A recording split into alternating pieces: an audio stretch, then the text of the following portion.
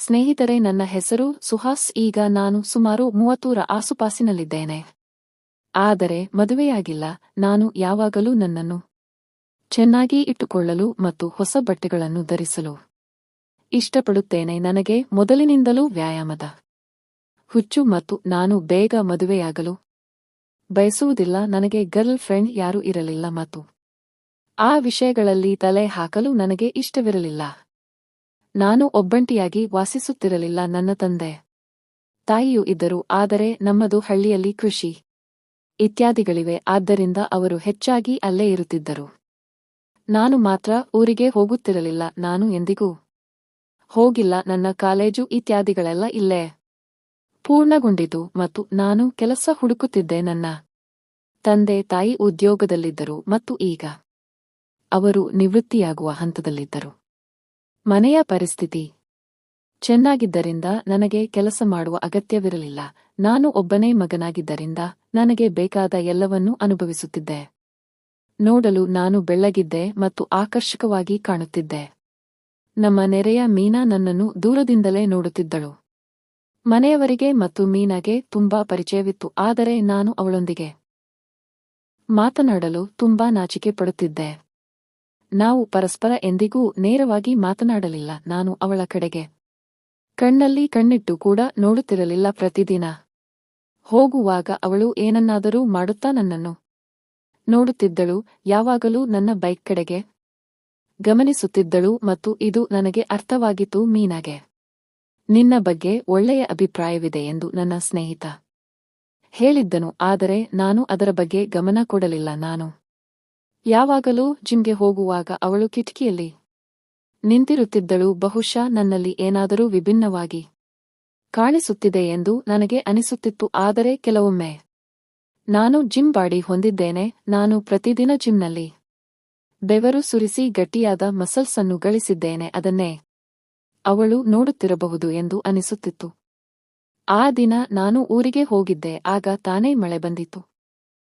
ಎಲ್ಲೆಂದರಲ್ಲಿ ಹಸಿರು ಹುಲ್ಲು ಹಾಸು ಹರಡಿಕೊಂಡಿತ್ತು ಮತ್ತು ರಮಣೀಯ ವಾತಾವರಣವಿತ್ತು. ನನ್ನ ಸ್ನೇಹಿತರೊಂದಿಗೆ ಬೈಕ್ ಮೇಲೆ ಹೊರಗೆ ಹೋದೆ. 3 ದಿನ ಹೋದೆ. ಮಳೆಯು ಚೆನ್ನಾಗಿ ಬರುತ್ತಿತ್ತು. ತುಂಬಾ ಎಂಜಾಯ್ ಮಾಡಿದೆ. ಆದರೆ ನನ್ನ ಆರೋಗ್ಯದಲ್ಲಿ ಏರುಪೇರಾಯಿತು. ಶೀತ, ಜ್ವರ, ಕೆಮ್ಮಿನಿಂದ ನಾನು ತುಂಬಾನೇ ತೊಂದರೆ ಅನುಭವಿಸಿದೆ. ಮನೆಯಿಂದ ಹೊರಗೆ ಕೂಡ ಹೋಗುತ್ತಿರಲಿಲ್ಲ. ಆಸ್ಪತ್ರೆಯಿಂದ ಬಂದೆ ಮತ್ತು ಮನೆಯಲ್ಲಿ ವಿಶ್ರಾಂತಿ ಪಡೆದೆ. 3 ದಿನ ವ್ಯಾಯಾಮ ಕೂಡ ಇರಲಿಲ್ಲ ಮತ್ತು ನಾನು ಹೊರಗೂ ಹೋಗಿರಲಿಲ್ಲ. ಆ ದಿನ ನಾನು ಮನೆಯಲ್ಲಿ ಒಬ್ಬಂಟಿಯಾಗಿ ಮೊಬೈಲ್ ನೋಡಿಕೊಂಡು ಮಲಗಿದ್ದೆ. ತುಂಬಾ ಸೋಮಾರಿತನವಿತ್ತು. ನನ್ನ ದೇಹದ ಎಲ್ಲಾ ಭಾಗಗಳು ನೋವು ತರಿಸುತ್ತಿದ್ದವು. ಕಣ್ಣು ಮುಂದೆ ನಿದ್ದೆ ಕೂಡ ಬರುತ್ತಿರಲಿಲ್ಲ. ನಾನು ಮನೆಯಲ್ಲಿ ಒಬ್ಬಂಟಿಯಾಗಿರುವಾಗ ಇದ್ದಕ್ಕಿದ್ದಂತೆ ಬಾಗಿಲು ಬಡಿಯಿತು.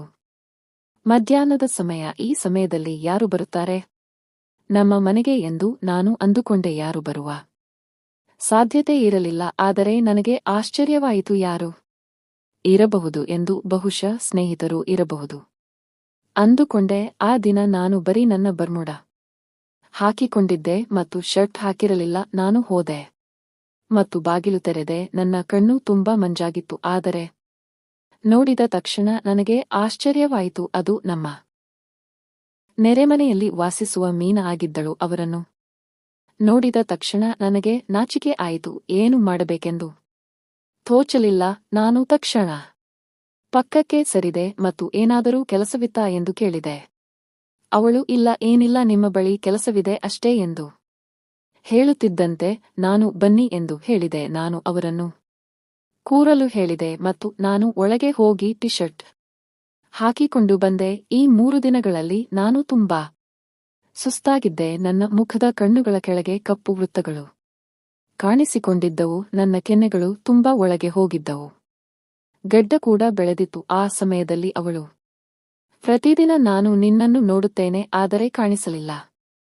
ಎಲ್ಲಾದರೂ ಹೊರಗೆ ಹೋಗಿದ್ದೇನೋ ಎಂದು ಕೇಳಿದಳು. ನಾನು ಹೌದು, ಸ್ನೇಹಿತರೊಂದಿಗೆ ಸ್ವಲ್ಪ ತಿರುಗಾಡಲು ಹೋಗಿದ್ದೆ ಎಂದು ಹೇಳಿದೆ. ಆ ಸಮಯದಲ್ಲಿ ನನ್ನ ಧ್ವನಿ ತುಂಬಾ ಮೃದುವಾಗಿತ್ತು ಮತ್ತು ತುಂಬಾ ಕಡಿಮೆಯಾಗಿತ್ತು. ನನ್ನ ಧ್ವನಿಯಿಂದಲೇ ಅವಳು ನನಗೆ ಹುಷಾರಿಲ್ಲವೇ ಎಂದು ಕೇಳಿದಳು. ನಾನು ಸ್ವಲ್ಪ ಮಟ್ಟಿಗೆ ಹುಷಾರಿಲ್ಲ ಎಂದು ಹೇಳಿದೆ. ಆಗ ಅವಳು ನಿನ್ನ ಧ್ವನಿ ತುಂಬಾನೇ ಗಂಭೀರವಾಗಿದೆ, ಊಟ ಮಾಡಿದ್ದೀರಾ ಎಂದು ಕೇಳಿದಳು. ನಾನು ಹೊರಗಿನಿಂದಲೇ ಊಟ ಮಾಡಿಕೊಂಡು ಬಂದಿದ್ದೆ, ಆದರೆ ಹೊರಗಿನ ಊಟದಿಂದ ನನಗೆ ತುಂಬಾ ಚೆನ್ನಾಗಿ ಅನಿಸಲಿಲ್ಲ ಮತ್ತು ಹೊಟ್ಟೆ ಕೂಡ ತುಂಬಿರಲಿಲ್ಲ. ಹಸಿವು ಕೂಡ ತುಂಬಾ ಹೆಚ್ಚಾಗಿತ್ತು. ಆದರೂ ನಾನು ತಿಂದಿದ್ದೇನೆ ಎಂದು ಹೇಳಿದೆ. ಅವಳು ಮೊದಲ ಬಾರಿಗೆ ನಮ್ಮ ಮನೆಗೆ ಬಂದಿದ್ದಳು. ನಾನು ಅವಳ ಕಡೆಗೆ ಕಣ್ಣಿಟ್ಟು ಮಾತನಾಡಲು ಕೂಡ ಆಗುತ್ತಿರಲಿಲ್ಲ. ನನಗೆ ತುಂಬಾ ನಾಚಿಕೆಯಾಗುತ್ತಿತ್ತು. ಆ ಸಮಯದಲ್ಲಿ ಅವಳು, ಏಕೆ ತುಂಬಾ ನಾಚಿಕೆ ಪಡುತ್ತೀಯಾ? ನಾನು ನೆರೆಯವಳೆ, ನಿನಗೆ ತಿನ್ನಲು ಏನೂ ಇಲ್ಲ, ಸರಿ ನಿಲ್ಲು, ನಾನು ನಿನಗಾಗಿ ಊಟ ತರುತ್ತೇನೆ ಎಂದಳು. ನಾನು ಬೇಡ ಎಂದೆ, ಆದರೆ ಅವಳು ಕೇಳುವ ಸ್ಥಿತಿಯಲ್ಲಿ ಇರಲಿಲ್ಲ. ಮನೆಗೆ ಹೋದಳು ಮತ್ತು ಚೆನ್ನಾಗಿ ತರಕಾರಿ ಮಾಡಿ ತಂದಳು. ತರಕಾರಿ ತುಂಬಾ ಬಿಸಿಯಾಗಿತ್ತು ಮತ್ತು ಚಪಾತಿ ಕೂಡ ಬಿಸಿ ಬಿಸಿಯಾಗಿತ್ತು. ಬಹುಶಃ ಅವಳು ನನಗಾಗಿಯೇ ಮಾಡಿಟ್ಟಿದ್ದಾಳೆ ಎಂದು ನಾನು ಅಂದುಕೊಂಡೆ. ಅವಳು ನನಗೆ ಊಟ ಮಾಡಲು ಹೇಳಿದಳು. ನಾನು ನಂತರ ತಿನ್ನುತ್ತೇನೆ ಎಂದೆ. ನಾನು ನಾಚಿಕೆ ಪಡುತ್ತಿದ್ದೇನೆ ಎಂದು ಅವಳಿಗೆ ಗೊತ್ತಾಯಿತು. ಹಾಗಾಗಿ ಅವಳು ಏನು ಹೇಳಲಿಲ್ಲ. ನಾನು ಧನ್ಯವಾದ ಹೇಳಿದೆ. ಆ ಸಮಯದಲ್ಲಿ ಅವಳು, ನಿಮ್ಮ ಮನೆಯವರು ಯಾವಾಗ ಬರುತ್ತಾರೆ ಎಂದು ಕೇಳಿದಳು. ನಾನು ಅವರಿಗೆ ನನಗೆ ಹುಷಾರಿಲ್ಲ ಎಂಬುದು ಗೊತ್ತಿಲ್ಲ ಎಂದು ಹೇಳಿದೆ. ಆಗ ಮೀನಾ ಅವರಿಗೆ ಹೇಳಬೇಕಿತ್ತು ಅಂದಳು. ನಾನೇನೋ ವಾಸಿಯಾಗುತ್ತೇನೆ ಅಂದೆ, ಆದರೆ ಈಗ ನೀನು ಹುಷಾರಿಲ್ಲ ಅಲ್ವಾ?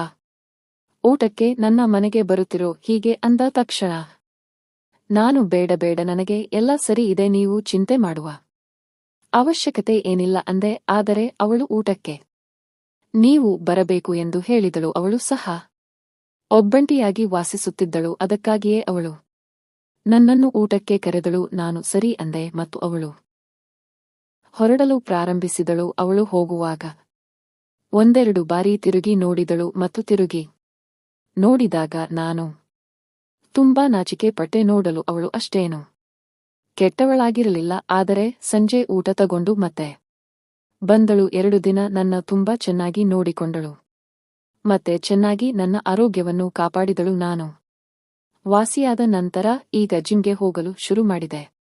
ಮೊದಲು ನಾನು ಅವಳ ಹತ್ತಿರ ಮಾತನಾಡಲು ತುಂಬಾ ನಾಚಿಕೆ ಪಡುತ್ತಿದ್ದೆ, ಆದರೆ ಈಗ ಮನಬಿಚ್ಚಿ ಮಾತನಾಡುತ್ತಿದ್ದೇನೆ. ಅವಳು ಕೂಡ ನನ್ನ ಮನೆಗೆ ಬರುತ್ತಾಳೆ. ನಾನು ಅವಳ ಮನೆಗೆ ಹೋಗುತ್ತಿದ್ದೆ. ಒಂದು ದಿನ ರಾತ್ರಿ ಅವಳಿಗೆ ಹೊರಗೆ ಹೋಗುವ ಅವಶ್ಯಕತೆ ಇತ್ತು. ಆವಾಗ ಯಾರೋ ಸಂಬಂಧಿಕರ ಮನೆಗೆ ಹೋಗಬೇಕು ಅಂತ ಅವಳು ನನಗೆ ಹೇಳಿದಳು. ನಿನ್ನ ಬೈಕ್ ಇದ್ದರೆ ನನ್ನನ್ನು ಕರೆದುಕೊಂಡು ಹೋಗುತ್ತೀಯಾ ಅಂತ ಕೇಳಿದಳು. ನಾನು ಆಯ್ತು ಎಂದು ಅವಳ ಜೊತೆ ಹೋದೆ. ಆದರೆ ಅವಳು ನನ್ನನ್ನು ಬೇರೆ ಕಡೆ ಕರೆದುಕೊಂಡು ಹೋದಳು. ಎಲ್ಲಿಗೆ ಕರೆದುಕೊಂಡು ಬಂದಿದ್ದೀಯಾ ಅಂತ ಕೇಳಿದೆ. ಆವಾಗ ಅವಳು ಸ್ವಲ್ಪ ಸಮಯದ ನಂತರ ಬರುತ್ತೇನೆ ಅಂತ ಹೇಳಿ ಏನೋ ತೆಗೆದುಕೊಂಡು ಬಂದು ಇಲ್ಲೇ ಎಲ್ಲಾದರೂ ಕುಳಿತುಕೊಳ್ಳೋಣ ಎಂದು ನನಗೆ ಹೇಳಿದಳು. ನಿಜ ಹೇಳಬೇಕೆಂದರೆ ಅವಳು ಸಂಬಂಧಿಕರ ಮನೆಗೆ ಹೋಗೋದಿರಲಿಲ್ಲ. ಬದಲಿಗೆ ಮನೆಯಲ್ಲಿ ಕೂತು ತುಂಬಾ ಬೋರ್ ಆಗ್ತಿತ್ತು. ಅದಕ್ಕೆ ನಿನ್ನ ಜೊತೆ ಹೊರಗಡೆ ಸುತ್ತಾಡಿಕೊಂಡು ಬರೋಣ ಅಂದುಕೊಂಡು ಹೀಗೆ ಹೇಳಿದೆ ಎಂದಾಗ ನಾನು ತುಂಬಾನೇ ಆಶ್ಚರ್ಯಚಕಿತನಾದೆ. ಅವಳು ನನಗೆ, ಏನೋ ನಾನು ನಿನ್ನನ್ನು ಹೊರಗಡೆ ಕರೆದುಕೊಂಡು ಬಂದಿದ್ದು ನಿನಗೆ ಇಷ್ಟ ಇಲ್ವಾ ಎಂದು ಕೇಳಿದಳು. ನಾನು ಇಲ್ಲ ಇಲ್ಲ, ಹಾಗೇನಿಲ್ಲ ಅಂದೆ. ನಾವು ಮಾತನಾಡುತ್ತಾ ಒಂದು ಕಡೆ ಕುಳಿತುಕೊಂಡೆವು. ನನಗೆ ಇದು ಹೊಸದಾಗಿತ್ತು, ಆದರೆ ನಿಧಾನಕ್ಕೆ ಅವಳ ಬಗ್ಗೆ ನನ್ನ ಮನಸ್ಸಲ್ಲಿ ಒಲವು ಮೂಡೋಕೆ ಶುರುವಾಯಿತು. ನೋಡೋಕೆ ಅವಳು ಕೆಟ್ಟವಳಾಗಿರಲಿಲ್ಲ, ತುಂಬಾ ಸುಂದರವಾಗಿದ್ದಳು. ನಾನು ಮಾತನಾಡುತ್ತಾ, ನೀವು ಒಬ್ಬರೇ ಇರುತ್ತೀರಾ? ನಿಮ್ಮ ಮಿಸ್ಟರ್ ಎಲ್ಲಿ ಅಂತ ಕೇಳಿದೆ. ಇದನ್ನು ಕೇಳಿದ ನಂತರ ಅವಳು ಏನು ಮಾತಾಡಲಿಲ್ಲ. ನಾನು ಕೂಡ ಮತ್ತೆ ಕೇಳೋಕೆ ಹೋಗಲಿಲ್ಲ. ಆಮೇಲೆ ಅವಳು ಸುಮ್ಮನೆ ಇದ್ದಳು. ಅಷ್ಟೊಂದು ಮನಸಾರೆ ಅವಳು ನನ್ನ ಹತ್ತಿರ ಮಾತಾಡಲಿಲ್ಲ. ನನಗೇನೋ ಅನ್ನಿಸೋಕೆ ಶುರು ಆಯ್ತು. ಬಹುಶಃ ನಾನು ಅವಳಿಗೆ ಆತರ ಕೇಳಿದೆ ಅಂತ ಇರಬೇಕು. ಸಂಜೆ ನನಗೆ ಸ್ವಲ್ಪ ಲೇಟ್ ಆಯ್ತು. ನಾನು ಅವಳನ್ನ ಅವಳ ಮನೆ ಹತ್ತಿರ ಡ್ರಾಪ್ ಮಾಡಿದೆ. ಆಗ ಅವಳು ಮನೆಗೆ ಹೊರಟಿದ್ದೀಯಾ ಅಂತ ಕೇಳಿದಳು. ನಾನು ಹೌದು ಅಂದೆ. ನಾನು ಮನೆಗೆ ಬಂದ ತಕ್ಷಣ ಬಟ್ಟೆ ಚೇಂಜ್ ಮಾಡಲು ಶುರು ಮಾಡಿದೆ. ಒಮ್ಮೆಲೆ ಅವಳು ಬಾಗಿಲು ತೆಗೆದಳು. ನೇರವಾಗಿ ನನ್ನ ಕೋಣೆಗೆ ಬಂದಳು. ಅವಳು ಸಡನ್ನಾಗಿ ಬಂದಿದ್ದಕ್ಕೆ ನನಗೆ ತುಂಬಾ ನಾಚಿಕೆ ಆಯಿತು. ಅವಳು ನನ್ನ ಮುಂದೆ ನಿಂತಿದ್ದಳು. ನಾನು ತಕ್ಷಣ ಮುಖ ತಿರುಗಿಸಿಕೊಂಡೆ. ಏಕೆ ಅಷ್ಟೊಂದು ನಾಚಿಕೊಳ್ಳುತ್ತೀಯಾ? ನಾವಿಬ್ಬರೂ ಇಷ್ಟೊಂದು ಹತ್ತಿರವಾಗಿದ್ದೇವೆ. ನೀನು ನನ್ನನ್ನು ನೋಡುತ್ತಾ ಸುಮ್ಮನೆ ಇರುತ್ತೀಯಾ? ಮಾತನಾಡೋದೇ ಇಲ್ಲ, ಬರೀ ನಾಚಿಕೊಳ್ಳುತ್ತೀಯಾ ಎಂದು ಅವಳು ಕೇಳಿದಳು. ನಾನೇನೂ ಹಾಗೇನಿಲ್ಲ ಎಂದು ನಾನು ಹೇಳಿದೆ. ನೀವು ಮೊನ್ನೆ ಕೇಳಿದಿರಲ್ಲ ನನ್ನ ಗಂಡನ ಬಗ್ಗೆ ಎಂದು ಕೇಳಿದಳು. ನಾನು ಹೌದು ಎಂದೆ. ಆಗ ಅವಳು, ನಮ್ಮವರು ತುಂಬಾನೇ ಸಣ್ಣಗಿದ್ದರು, ಅವರು ನನಗೆ ಇಷ್ಟವೇ ಆಗುತ್ತಿರಲಿಲ್ಲ. ಹೆಚ್ಚಾಗಿ ನಿನ್ನ ತರಹ ಯಂಗ್ ಆಗಿರೋರು, ಫಿಟ್ ಆಗಿರೋ, ಮೈಕಟ್ಟು ಇರುವವರು ಇಷ್ಟ ಆಗುತ್ತಾರೆ. ನಮ್ಮಿಬ್ಬರ ಮ್ಯಾಚ್ ಯಾವತ್ತೂ ಆಗಲಿಲ್ಲ. ಅದಕ್ಕೆ ನಾವಿಬ್ಬರೂ ಬೇರೆಯಾದೆವು. ಅವರು ಇನ್ನೊಂದು ಮದುವೆ ಮಾಡಿಕೊಂಡಿದ್ದಾರೆ, ಆದರೆ ನಾನು ಒಬ್ಬಳೇ ಇದ್ದೀನಿ ಎಂದು ಹೇಳಿದರು. ಇದನ್ನು ಕೇಳಿದ ಮೇಲೆ ನನಗೆ ಫುಲ್ ಶಾಕ್ ಆಯಿತು. ಅವಳು ಓಪನ್ ಆಗಿ ನನಗೆ ನೀವು ಇಷ್ಟವಾಗಿದ್ದೀರಿ ಅಂತ ಹೇಳಿದಳು. ನಾನು ನಿಜವಾಗಿಯೂ ನಾನು ಇಷ್ಟನ, ಆದರೆ ಇವತ್ತು ನನ್ನ ಕೈಯಲ್ಲಿ ನನ್ನ ಮನಸ್ಸನ್ನು ಕಂಟ್ರೋಲ್ ಮಾಡಿಕೊಳ್ಳೋಕೆ ಆಗ್ತಿಲ್ಲ. ಏನ ಮಾಡುವುದಿದ್ದರೂ ಸರಿ, ಇವತ್ತು ಮಾಡಿ ಮುಗಿಸಬೇಕು ಅಂತ ನನ್ನ ಮನಸ್ಸು ಅಂದುಕೊಳ್ಳುತ್ತಿತ್ತು. ಅವಳು ಹೌದು ಎಂದಳು. ಪ್ರತಿದಿನ ನೀನು ಜಿಮ್ಗೆ ಹೋಗುತ್ತೀಯಾ? ಜಿಮ್ನಿಂದ ಪ್ರತಿದಿನ ನೀನು ಬರುತ್ತೀಯಾ? ನಾನು ನಿನ್ನನ್ನು ನೋಡುತ್ತಾನೆ ಇರುತ್ತೇನೆ. ನಿನ್ನನ್ನು ನೋಡುತ್ತಿದ್ದರೆ ನನಗೆ ಏನೋ ಒಂಥರ ಆಗುತ್ತಿತ್ತು. ನನ್ನ ಮನಸ್ಸಲ್ಲಿರು ವಿಷಯವನ್ನು ಯಾವಾಗಾದರೂ ಒಂದು ದಿನ ಹೇಳಲೇಬೇಕು ಅಂತ ಅಂದುಕೊಳ್ಳುತ್ತಿದ್ದೆ. ಆದರೆ ನನಗೆ ಗೊತ್ತು, ನಾನು ನಿನಗೆ ಇಷ್ಟ ಇಲ್ಲ. ಯಾಕೆಂದರೆ ನೀನು ನನ್ನ ಜೊತೆ ಓಪನ್ ಆಗಿ ಮಾತನಾಡುವುದೇ ಇಲ್ಲ. ನಿನ್ನ ಜಾಗದಲ್ಲಿ ಇನ್ನೊಬ್ಬ ಯಾರಾದರೂ ಹುಡುಗ ಇದ್ದರೆ ಈಗಲೇ ನನ್ನನ್ನು ತುಂಬಾ ಪ್ರೀತಿ ಮಾಡುತ್ತಾ ಇದ್ದರು, ನನ್ನನ್ನು ತುಂಬಾನೇ ಖುಷಿಯಾಗಿ ಇಡುತ್ತಾ ಇದ್ದರು ಎಂದು ಹೇಳಿದಳು. ನಾನು ಹೌದು, ನನಗೆ ಹಾಗೆ ಅನಿಸುತ್ತದೆ, ಆದರೆ ನನಗೆ ಭಯ ಇತ್ತು. ನಾನು ಲೈಫ್ನಲ್ಲಿ ಈ ತರಹ ಯಾರ ಹತ್ತಿರನೂ ಹೋಗಿಲ್ಲ, ಮತ್ತೆ ಯಾರಿಗೂ ನನ್ನ ಮನಸ್ಸಲ್ಲಿ ಇರೋ ವಿಷಯವನ್ನು ಹೇಳಿಲ್ಲ. ಇಲ್ಲ ಎಂದೆ. ಅವಾಗ ಅವಳು ಮಾತನಾಡದೇ ಇದ್ದರೆ ಏನಾದರೂ ಸಿಗುತ್ತಾ? ಫಸ್ಟ್ ಮಾತಾಡೋಕೆ ಟ್ರೈ ಮಾಡಬೇಕು ಎಂದು ಹೇಳಿದಳು. ನಾನು ಹೌದು, ಅದು ನಿಜ ಅಂದೆ. ಅವಳು ಮಾತನಾಡುತ್ತಾ ನನ್ನ ಹತ್ತಿರ ಬಂದಳು. ಒಂದೇ ಕ್ಷಣಕ್ಕೆ ನನ್ನನ್ನು ಗಟ್ಟಿಯಾಗಿ ಹಿಡಿದುಕೊಂಡಳು. ನಾನು ಆಶ್ಚರ್ಯಚಕಿತನಾಗಿ ಸುಮ್ಮನೆ ನಿಂತುಬಿಟ್ಟೆ. ಆದರೆ ನಿಧಾನಕ್ಕೆ ಅವಳ ಪ್ರೀತಿಯ ಬಗ್ಗೆ ನನಗೆ ಗೊತ್ತಾಗುತ್ತಾ ಹೋಯಿತು. ಅವಳು ನಿಂತಿರುವ ಸ್ಟೈಲೇ ಬೇರೆ ತರಹ ಇತ್ತು. ಅದಾದ ಮೇಲೆ ಏನು ನಡೆಯಬೇಕು ಅಲ್ಲಿಂದ ಶುರುವಾಯಿತು. ನಾನು ಕೂಡ ಪ್ರೀತಿ ಸುರಿಮಳೆ ಸುರಿಸೋಕೆ ಶುರು ಮಾಡಿದೆ. ಇಲ್ಲಿ ತನಕ ನಾನು ಬರೀ ಫ್ರೆಂಡ್ಸ್ ಕತೆ ಮತ್ತೆ ಅವರ ಬಗ್ಗೆ ಕೇಳಿಕೊಂಡು ಬಂದಿದ್ದೆ. ನಿಜ ಜೀವನದಲ್ಲಿ ನಾನು ಯಾವತ್ತೂ ಈ ತರಹ ಅನುಭವ ತೆಗೆದುಕೊಂಡಿರಲಿಲ್ಲ. ಆದರೆ ಅದು ಇವತ್ತು ನನ್ನ ಲೈಫ್ನಲ್ಲಿ ಆಗುತ್ತಿತ್ತು. ನಾನು ಕೂಡ ಏನು ಅನ್ನೋದು ನನಗೆ ಗೊತ್ತಾಗಲಿಲ್ಲ. ಅವತ್ತು ನೈಟ್ ಪೂರ್ತಿ ಅದೇ ನೆರೆಮನೆಯ ಮೀನಾಳನ್ನು ನನ್ನ ಮನೆಯಲ್ಲೇ ಇಟ್ಟುಕೊಂಡೆ. ಹುಚ್ಚರ ತರಹ ಅವಳಿಗೆ ಪ್ರೀತಿ ಕೊಟ್ಟೆ, ಅವಳಿಗೂ ತುಂಬಾ ಖುಷಿ ಕೊಟ್ಟೆ. ಆದರೆ ನನಗೆ ಈಗ ಗೊತ್ತಾಗುತ್ತಿದೆ, ಮನಸ್ಸಲ್ಲಿ ಬೇರೆ ಇರುತ್ತೆ, ಮತ್ತೆ ಎದುರಿರುವರಿಗೆ ಖುಷಿ ಕೊಡೋದು ಬೇರೆ ಇರುತ್ತೆ. ಆ ದಿನ ನೈಟ್ ಪೂರ್ತಿ ನಾವು ಪ್ರೀತಿಯಲ್ಲಿ ಮುಳುಗಿದ್ದೆವು, ಮತ್ತೆ ಕಷ್ಟದಲ್ಲಿ ಒಬ್ಬರಿಗೊಬ್ಬರು ಆಧಾರವಾಗಿದ್ದೆವು. ಅಲ್ಲಿಂದ ಮುಂದೆ ನಮ್ಮ ಭೇಟಿಯಾಗುತ್ತಲೇ ಇತ್ತು. ಯಾವಾಗ ನನಗೆ ಹೋಗಬೇಕು ಅನಿಸುತ್ತಿತ್ತು ಆವಾಗ ಅವಳಿಗೆ ತುಂಬಾ ಖುಷಿ ಕೊಡುತ್ತಿದ್ದೆ. ಕತೆ ಹೇಗಿತ್ತು ಅಂತ ಕಮೆಂಟ್ ಮಾಡಿ ತಿಳಿಸಿ. ಹೊಸಬರಾಗಿದ್ದರೆ ಲೈಕ್ ಮಾಡಿ, ಹಾಗೆ ಸಬ್ಸ್ಕ್ರೈಬ್ ಮಾಡೋದು ಮರೆಯಬೇಡಿ. ಧನ್ಯವಾದಗಳು.